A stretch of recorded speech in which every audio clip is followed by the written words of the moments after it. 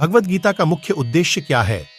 गीता का उद्देश्य ही परमात्मा के ज्ञान, आत्मा के ज्ञान और सृष्टि विधान के ज्ञान को स्पष्ट करना है। गीता वास्तव में चरित्र निर्माण का सबसे बड़ा और उत्तम शास्त्र है। इसके माध्यम से भगवान ने कहा है कि चरित्र कमल पुष्प समान संसार में रहकर और श्रेष्ठ कर्मों से बनेगा कि घर बार छोड़ने और कर्म संप्रेरणा के बारे में क्या कहती है? भगवद गीता अध्याय 2 श्लोक 28 उद्धरण सुख दुखे समय कृत्वा लाभालाभो जय जयो ततो युद्धाय युज्यस्व नैवं पापम वाप्स्यसि। अनुवाद: सुख और दुख, लाभ और हानि, विजय और पराजय को एक समान समझो, इसे लड़ाई जारी रखें, क्योंकि आपको ऐसा करना। आदर्श वाक्य क्या है?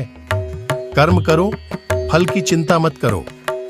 भगवद गीता हमें सबसे बुद्धिमान संदेश देती है। आज हम केवल पैसे, बेहतर घर, कार और सुरक्षित भविष्य के लिए काम कर रहे हैं। सबसे महत्वपूर्ण श्लोक क्या है? भगवद गीता अध्याय 2 श्लोक 47। कभी भी अपने आप को अपनी गतिविधियों के परिणामों का कारण न समझें और न ही निष्क्रियता में आसक्त रहें। यह शायद भगवद गीता के सबसे प्रसिद्ध श्लोकों में से एक है। यह श्लोक निस्वार्थ कर्म का सार बता हमारे जीवन में क्यों महत्वपूर्ण है।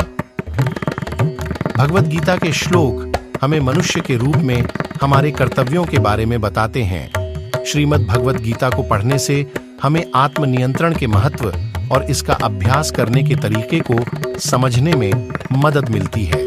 भगवद गीता की शिक्षाएं हमें बताती हैं कि बिना इच्छा के निष्काम कर्म या क्रिया का अभ्यास के अनुसार मन क्या है। श्रीमद् भगवद गीता में कृष्ण ने कहा है कि मन एक बच्चे की तरह है। बच्चा हर चीज की ओर आकर्षित होता है। बुद्धि और आध्यात्मिक शक्ति से मन को नियंत्रित किया जा सकता है। मानसिक स्वास्थ्य मन की एक अवस्था है। निरंतर अभ्यास और वैराग्य से यह संभव है